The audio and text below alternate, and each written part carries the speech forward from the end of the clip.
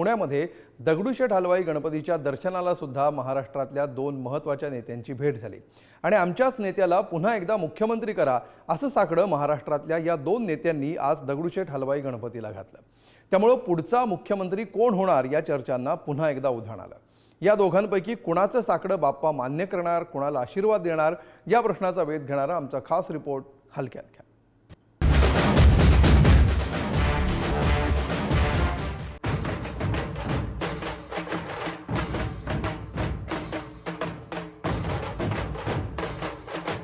उद्धव ठाकरे आणि एकनाथ शिंदे, एक माजी मुख्यमंत्री तर दुसरे आजी मुख्यमंत्री।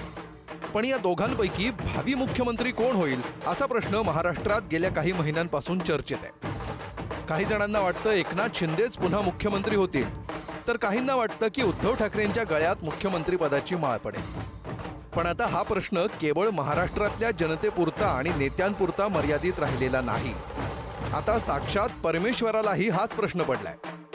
या दोघांपैकी नेमकं कुणाला मुख्यमंत्री करावं या प्रश्नावर पुण्यातील दगडूशेठ गणपती सध्या विचार करत असण्याची शक्यता आहे। कारण आपल्याच नेत्याला मुख्यमंत्री करा अशा आशयाच्या दोन शिफारशी भक्तीच्या भाषेत सांगायचं झालं तर साकडी बाप्पांकडे आली आहे। त्यातलं एक साकडं आहे अंबादास दानवेंचं। माझी इच्छा, मी शिवसैनिक आहे, मला कोण थांबवू शकतं? ना निवडणुकीच्या अगोदर चेहरा जाहीर करण्याचा हे पण माझी इच्छा आहे, महाराष्ट्रातील जनतेची इच्छा आहे, शिवसैनिकाची इच्छा, याला कोण थांबवणार? दानवेंच्या मागणीला बाप्पा तथास्तू म्हणणारच होते, तेवढ्यात त्यांच्याकडे आणखी एक साकडं आलं। हे साकडं घातलं मंत्री शंभूराज देसाई यांनी। मला विचाराल शंभूराज देसाई म्हणून, तर आमचे नेते माननीय एकनाथ शिंदे साहेब मुख्यमंत्री व्हावेत, मी गणरायाला साकडं घातलंय। पण या शब्दावर देसाईंनी असा एक पॉज घेतला। या पॉजमुळं साक्षात बाप्पालाही त्यातल्या त्यात दिलासा मिळाला असणार। बाप्पाला निर्णय घ्यायला सोपा जावा यासाठी साकडं घालणाऱ्या दोघांनीही याची अंतिम जबाबदारी मात्र गणपती बाप्पांवर सोपवलेली नाही। बाप्पाला हे साकडं घालताना देसाईंना मोदी शहा आठवले, तर दानवेंनाही पवारांचा उल्लेख टाळता आला नाही। मुख्यमंत्री ठरवण्याचा अधिकार महायुतीतील वरिष्ठ नेते महाराष्ट्रातले जे आमचे आहेत, शिंदे साहेब, फडणवीस साहेब आणि दादा, या तिघांना आहेत। आणि दिल्लीमध्ये माननीय मोदी साहेब, माननीय अमित भाई शाह साहेब हे एकत्र बसून ज्याला कोणाला मुख्यमंत्री करायचं आहे त्याचा निर्णय।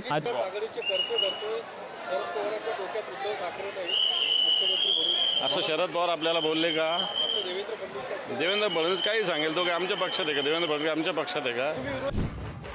गणपती बाप्पा हा जाहीरपणे घातलेल्या साकड्यापेक्षा मनापासून घातलेलं साकडं लवकर ऐकतो असं म्हणतात। आता जाहीरपणे कोण काय बोलतंय, त्यांच्या मनात नेमकं काय आहे आणि त्यांच्या हायकमांडच्या मनात काय आहे या सगळ्याचं मंथन करून बाप्पा योग्य तो निर्णय घेईलच।